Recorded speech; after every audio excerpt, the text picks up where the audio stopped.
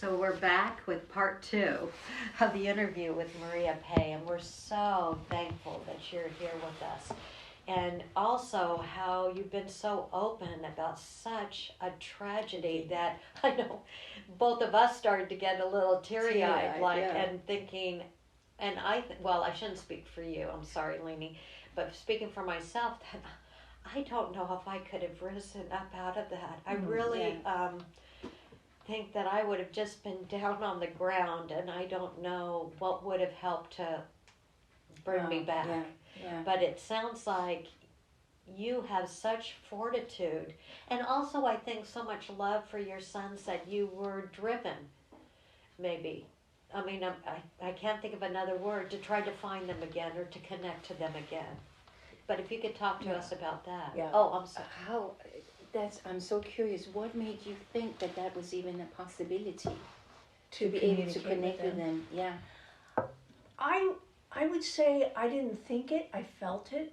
It was intuitive, and I think it was definitely some sort of divine guidance to get me to that place. I mean, I know my sons were desperate to have me keep going, because this is my journey, and they didn't want to cut it short, and ultimately I decided I didn't want to cut it short. But to your point, Mary, I was absolutely devastated. There's no question. I don't want people to think that it wasn't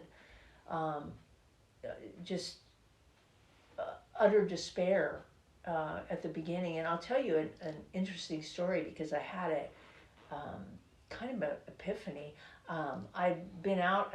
I went one day to go see my therapist, and so I spent an hour in her office, and she watched me cry for an hour because there was really nothing she could do to help me. I wasn't depressed clinically. I was not taking any drugs. I wasn't drinking or anything. I was just deep grief. And I said, well, okay, I guess I'll just drive home. And she was shocked to learn that I had driven myself to my appointment. And that's when, as I was driving home, I thought to myself, oh, well, this is really easy. I could just run my car off the road or slam into a wall. And then I could leave the earth plane. And then I just had this strong sense of my spirit was saying, nope, you're not going to do that. And I realized that my spirit being was so much stronger than my human being. My spirit being is in charge. So that's one of the ways I initially got beyond that feeling of just trying to take myself out of the world. How long after? I would say it was, my sons passed in June 21st, sometime in July. So within a matter of a few weeks. Wow. That's incredible. I think that's beautiful that you realized the physical could only do so much. It was the spirit. Yes. But I wonder if enough people realize that, though, because there's so many people who are depressed and lost, and we see that, in people acting out in very violent, angry ways, which I think really comes from a depth of feeling alone or fear. Yes, fear. There's two feelings, I think, love and or fear. fear. Yeah. Exactly. Those two. Yeah. And so, and that's a good point, because one of the things that I was guided or, pushed to do was to put my journals and my story into a book form and make it available so people can hopefully be helped by it. And that's one of the things that that we were going to talk about a little bit, was the book, which is really pretty much a day-by-day experience of what I went through. And so people can kind of get the sense that it's a difficult journey. It is difficult, and you do have to take it day by day. But I think that we all are strong enough to handle whatever it is that our lesson is here on earth. I think we are stronger than we realize. Absolutely. Yeah. Wow. So talk to us about the book now.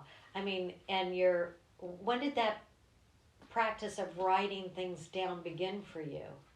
It started pretty immediately after my sons passed on. So I started journaling, and then I started doing the meditations, and then when I learned how to travel to the upper realm, I would meditate in my room. And sometimes people want to know what were the actual like physical mechanics of that. Well, I would lay down on the floor, and I would have headphones on, and I'd listen to a drumming track. So that would kind of, calm me down, put me at ease, and I could, mentally create this space. And the meditations would last maybe about 20 minutes. They weren't very long. But then once I finished my journey, I would come out of the meditation and I'd get my journal and I'd start writing down everything that I could remember. And a lot of the book is the journals. There's a lot of entries, just like regular mundane earth journeys, waking up in the morning and how was I feeling that day, the incredible grief in the pit of your stomach, pretty much the whole entire emotional gamut is in there. And I started that practice probably in July and continued it for I'd say about 8 months. And then that's when I was getting the push. My boys kept telling me, Mom, start putting the book together, start writing the book. And so that's what I started doing, is transcribing it. And eventually I put it on the website. So anybody that would like to read it can read it for free on the website. There's a PDF version. Can you give us your website? Yeah, it's www.Sean, that's SEAN, and Kyle, imaginefund.com. Thank you. So there's a foundation that I have where I try to promote the values that Sean and Kyle had: peace and love and integrity and excellence. So the book's there. You could also order on Amazon. You can have a hard copy, and all the proceeds from the book always go to the Imagine Fund. So I just want to repeat the title of the book. It's Journey to the Upper Realm by Maria Pe, P-E, okay? People, you need to get this book. So I had another question, and now I've lost it as I just said that. I'm sorry. You don't happen to have an extra hard copy I could purchase? Just in case. I actually wanted to bring 2 copies, but I was searching around for copies of the book, and some of the 2 I have were I marked them. So, but I'm happy. Again, you can get on the website for free if you want to print out all those pages, because it's a it's a long book. It's I had thought about editing, and I did do some edits to it, but I felt like it needed to be exactly the way it is, and to really chronicle your journey. To chronicle the journey and to see, and that's why I think it's important that I just encourage people, if you read the book, please read it to the end, because it's kind of like you have to come out of the other side, like you were talking about the phoenix that's rising from the ashes. And I would want people to know that I've come to a place in my life which feels incredibly rich, as unbelievable as that may sound to some people. It's a heavy price very to pay. rich. It is a heavy Well, price. tell us about that. Right now, you're feeling that you've come to this rich place in your life. I think it's because of all of the learning and the, I guess you could say, analyzing and the whole rational process, everything that was involved in my journey have led me to a place of knowing. And with that is an incredible amount of inner peace. Yeah, I was wondering about that.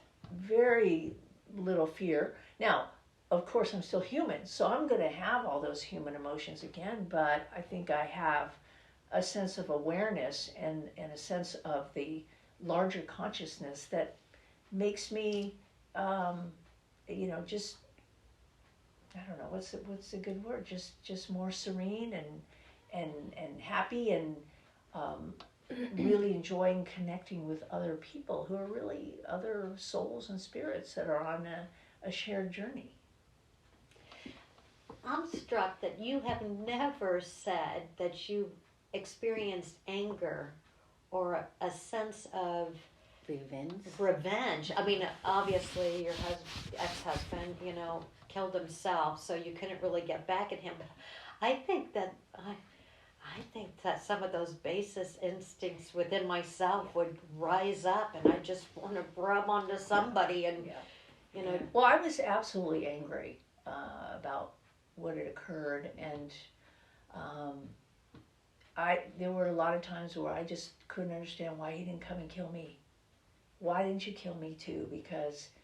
But this is the journey for me, that they have their agreements or spiritual contracts, and this is really for me, and it's hard to explain, I know, but it's part of that, the gift that I receive in this lifetime.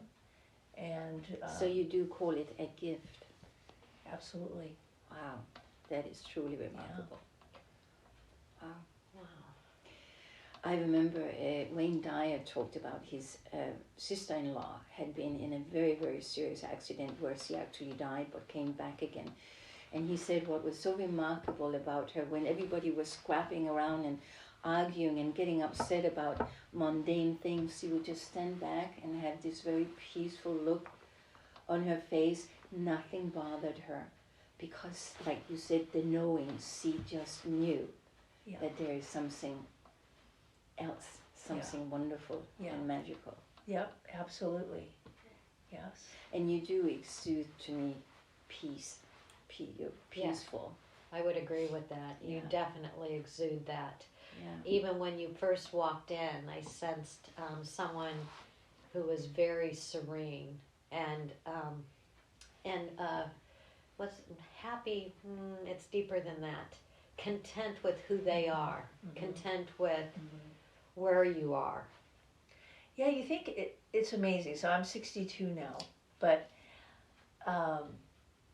I'm probably the most authentic self that I could ever be, and I feel like that's who I am with everybody that I meet. Or I don't even have to try to be. I just feel like that's part of the gift, is the authenticity of who we are, not as people, but as souls, as spirits. So talk a little bit more about that. Yeah, souls and spirits. How you see that within yourself, but even in others. Well, I think definitely when you make time to really look at a person and just you connect with them on a certain level that I think a lot of people don't necessarily understand right away, because we're so involved in our lives and running here and running there, and here, let me get through the grocery checkout line. I always try to make a point of really connecting with that grocery employee at Walmart, whoever it is, or the guy in the taco stand that's going to make my tacos for me, and just pausing for a moment to say, how are you? Or, just to make that connection. And people, when you start doing that, you start to see that the soul that's within that physical vehicle. So what is it that you do when you say, how are you? Because we all say that, how are you? And then we're on to something else.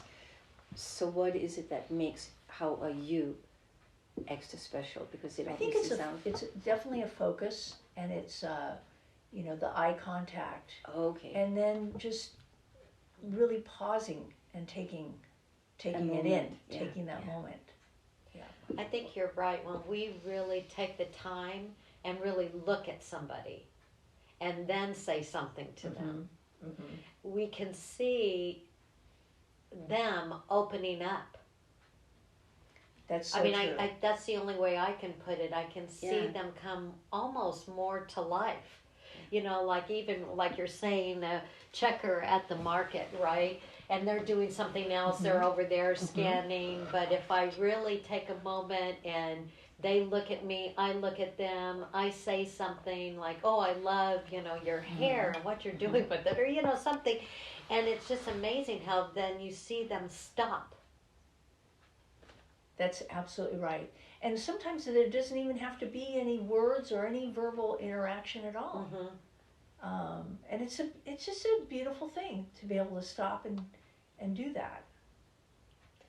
But we don't always do that. No. Unfortunately, because the three of us, and I'm sure our listeners out there know that that's the truth, right?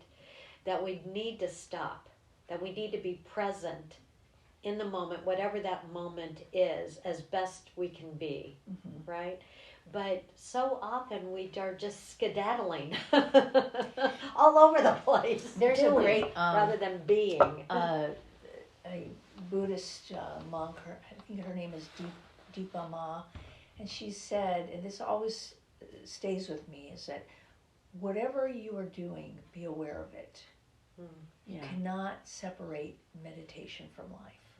So I feel like most of the time I'm in my higher self and I'm in a state of meditation, not the way people normally think about it, where you're, got your eyes closed and you're chanting or whatever, but you're just having a sense of, you're looking at the world through the eyes of spirit. And that's a certain kind of meditative state that I think helps to just kind of slow down and appreciate, what we're experiencing. I mean, the earth life is, our earth journeys are all incredible. Everybody has just the most incredible experiences and stories. Has your experience, your gift, helped you not to be judgmental? Because we all are. We judge people. Have that made a difference for you? Where you tend not to judge people as quickly as we tend to do? I definitely try. And I want to go back to that comment I said about being human. We're human, so we're still going to have what we call, I guess, our human frailties or weaknesses, and we're, judgmental. I think the key is to let yourself be human and feel those things, but then have an awareness of what has occurred. So sometimes I'm judgmental, I'm feeling or thinking something judgmental, but then my objective spiritual part just says, well, you're being kind of judgmental there, right? Just So to just have that, I guess, I kind of call it like a third party awareness. You're looking at yourself as a human and saying, wow, that was kind of judgmental, and then you say, oh, that's okay. You're human, and now you're aware of it. So nobody's going to be perfect in this earthly realm. We're all striving for or working towards, expanding our consciousness and just being, growing and being better. But we're still human, so it's okay. It's okay if you get mad or you get sad or you have, criticisms or judgments, but just have the awareness that goes with it too. That's what I think is a big difference. Maria, thank you so much. Wow. Yeah, thank you. I know this will benefit all the listeners, but it sure has benefited me and Leni today. Thank you Thank you much. so much. It's my pleasure. Thank you.